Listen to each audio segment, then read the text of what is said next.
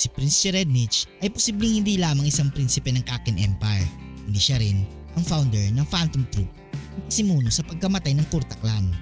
Kanyang pagnanais na magkaroon ng Scarlet Eyes ang siyang naging dahilan ng massacre sa Kurta Clan.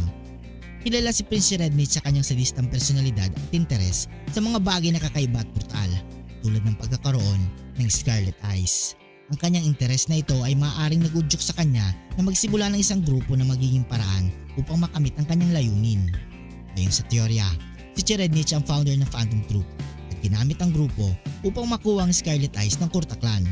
Sa ganitong paraan makakalikom siya ng mga biyasang kriminal na may iba't ibang kakayahan sa Nen para sa kanyang mga plano. Sa kasalukuyang kwento, alam natin na si Cherednich ay may Scarlet Eyes na kanyang itinuturing na pinakamamahal na koleksyon.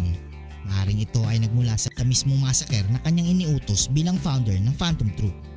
Bilang isang prinsipe, maaaring may mga paraan si Cherednich upang hindi mabunyag ang kanyang lihim at kakilanlan bilang founder ng Phantom Troop. Maaaring niyang gamitin ang kanyang kapangyarihan at impluensya upang pagtakpan ang kanyang mga kriminal na gawain. Ang brutalidad at kalupitan ng Phantom Troop ay tumutugma sa malupit na ugali ni Cherednich. Ang walang habas na pagpatay at paghahasik ng takot ng troop ay maaaring direktang konektado sa mga kautusan ni Cherednich na may kakayahang magplano ng mga malalaking krimen at mag-organisa ng mga operasyon. Bilang isang prinsipe ng Kakin Empire, may malaking yaman at impluensya si Cherednich. Maaaring ginamit niya ang mga ito upang pondohan at suportahan ang Phantom Troop. Binibigyan sila ng mga resources at kakayahan ng kinakailangan upang isagawa ang kanilang mga misyon. Ipinakita na mabilis natuto si Cherednich sa paggamit ng Nen. Kanyang kakayahan ay mabilis na umunlad at ito ay nagbibigay sa kanya ng malaking potensyal na maging isang malakas na kalaban. Si Cherednich ay hindi lamang malupit kundi matalino rin. Alam niya gamitin ang kanyang kapangyarihan at impluensya upang makamit ang kanyang layunin. Bilang isang prinsipe, posibleng mayroon siyang akses sa mga birang kakayahan at mga tagapagturo ng Nen na magpapalakas sa kanya sa mga labanan. Ang pagiging sadista ni Cherednich ay nagpapakita ng kanyang walang awa at malupit na pag-uugali na maaaring magdulot ng matinding panganib sa kanyang mga kalaban. Si Cherednich ay may mga mystical beast na nag-aalalay sa kanya, nagbibigay ng karagdagang proteksyon at kapangyarihan sa kanya. Ang mystical beast na ito ay nagtataglay ng mga kakayahan na maaaring magamit sa labanan. Pagiganti ni Kurapika para sa kanyang lay ay nagbibigay sa kanya ng matinding emosyonal na lakas at determinasyon. Hindi siya titigil hanggang sa makamit ang hustisya para sa Kurta Clan. Ang Scarlet Eyes ni Kurapika ay nagbibigay sa kanya ng kakayahang maging isang specialist na nagbibigay ng iba't ibang versatile ability sa Nen. Kanyang Chain Jail ay isang malakas na kasangkapan laban sa kanyang mga kalaban. Sa kanyang paglalakbay at pakikipaglaban, napatunayan na ni Kurapika ang kanyang kakayahan laban sa mga malalakas na kalaban. Kanyang strategic mind at kaalaman sa Nen ay nagbibigay sa kanya ng malaking kalamangan.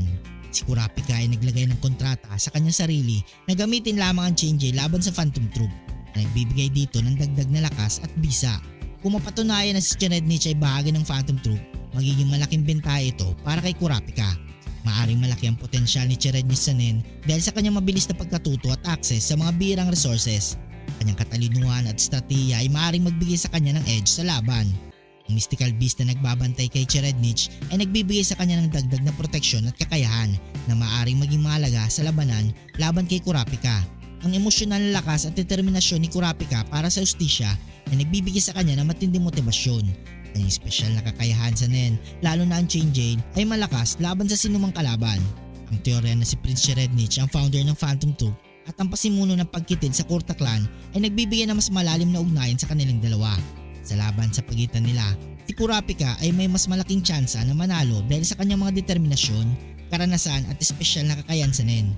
Kanyang strategic mind at paggamit ng Chain Jail ay maaaring magbigay daan upang magtagumpay siya laban kay Cherednich kahit na may mga mystical beast pa ito na nag-aalalay sa kanya.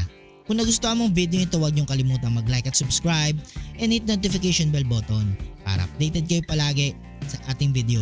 Maraming salamat.